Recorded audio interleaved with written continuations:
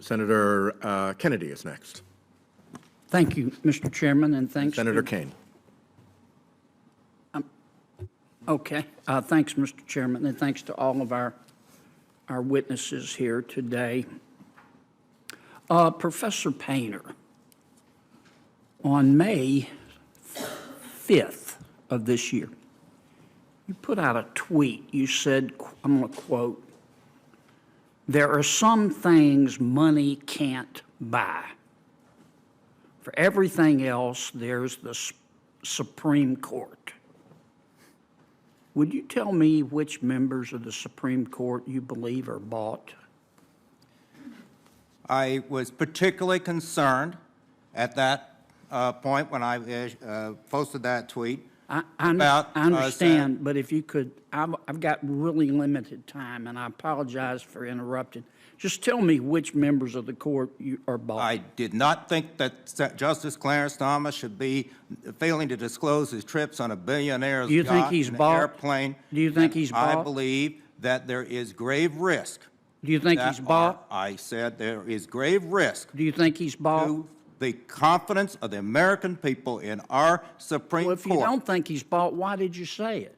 I said yes, that you said members of the Supreme Court are bought. You're here testifying as an expert for my Democratic friends, and you're saying the members of the Supreme Court are bought? I said when the American people feel that way, when we have Supreme Court justices Do you feel that way? On yachts and in planes of billionaires and not being disclosed. Anybody besides Justice Thomas you think is bought on the Supreme Court? I believe that the court needs to clean Anybody up besides its Justice act. Thomas? I'm not going to go through each justice. I mean, you tweeted it. I tweeted the way the American people feel. Did you mean it when you tweeted it? And I stand by that tweet. This Supreme Court of the United States needs to clean up its act. Let me ask you a couple others here, because you've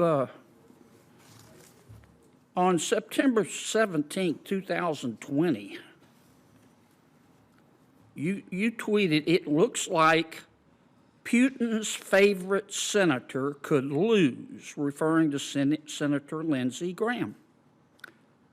Could you tell me your evidence for saying that Senator Graham is President Putin's favorite senator? I don't recall that tweet and the story. Well, I've got it. It's right here.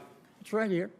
I'm happy to look at the tweet, and I'm happy to write you, explain that. I don't know what that has to do with climate change. Well, it has to do with your credibility. Did you say, what is your basis for saying that Senator Graham is President Putin's? I mean, have you ever talked to President Putin? I have not talked to President Putin, and I would be happy to go look at the tweet and look at the story that I tweeted out and what Senator Graham had said in that context. You know, this is something you say all this stuff. For example, you're here as an expert for my Democratic friends, and you say all this stuff.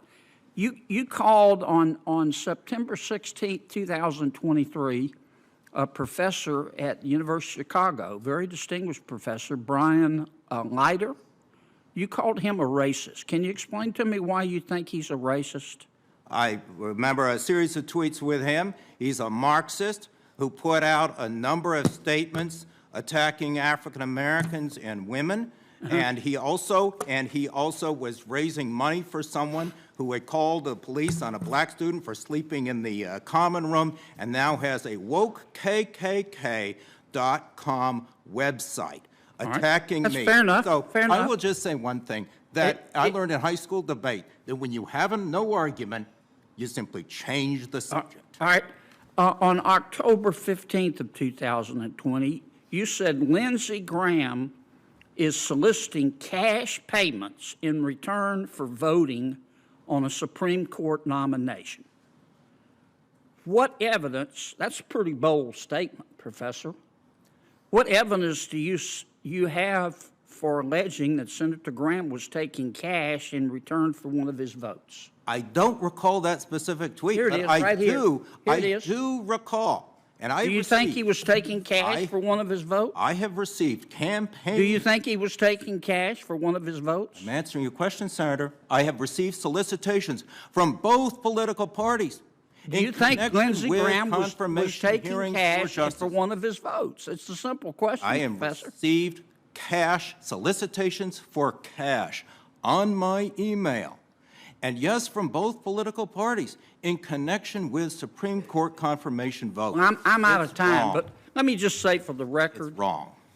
my aunt's Facebook page has more credibility than you do. I could spend the rest of the day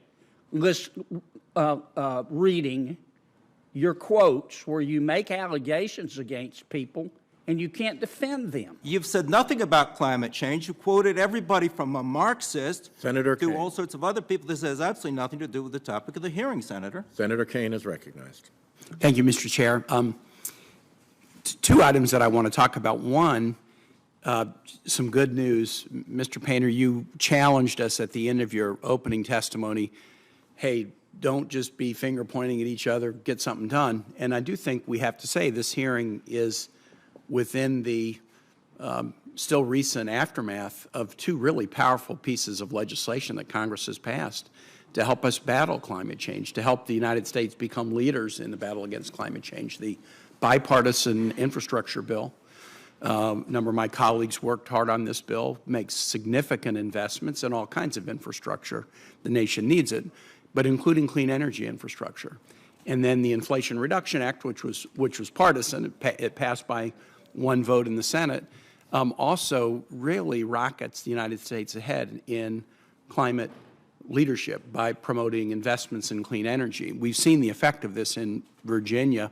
Virginia was one of the worst states in the country in terms of any embrace of wind or solar low carbon energy, at the same time as we were one of the states most vulnerable to sea level rise. But now in both wind deployment offshore, Virginia is becoming a leader not only in deploying wind offshore, but also in becoming a hub of manufacturing of offshore wind components, good for the economy. But also in the solar space, Virginia has moved from sort of bottom 10 deployment to top 10. So the efforts of disinformationists notwithstanding, it's not like Congress has just basically accepted the disinformation and gridlocked. We've taken action, and we can debate too hot, too cold, just right, more steps to take. I believe we do need to take more steps. But I do think Congress is acting on this, and we're acting on it in a way that is rocketing ahead great American innovation, creating jobs, putting us in a position where we can encourage others to do the same, a global leadership position, and I think that's important. And then the other point I wanted to make was with respect to something that Mr. Walter said in his testimony, because I don't want anybody watching this to be confused or disinformed. You used a phrase that said the left wants to silence. The left wants to silence speech it doesn't like. We're talking about disclosure. We're not talking about silencing anyone.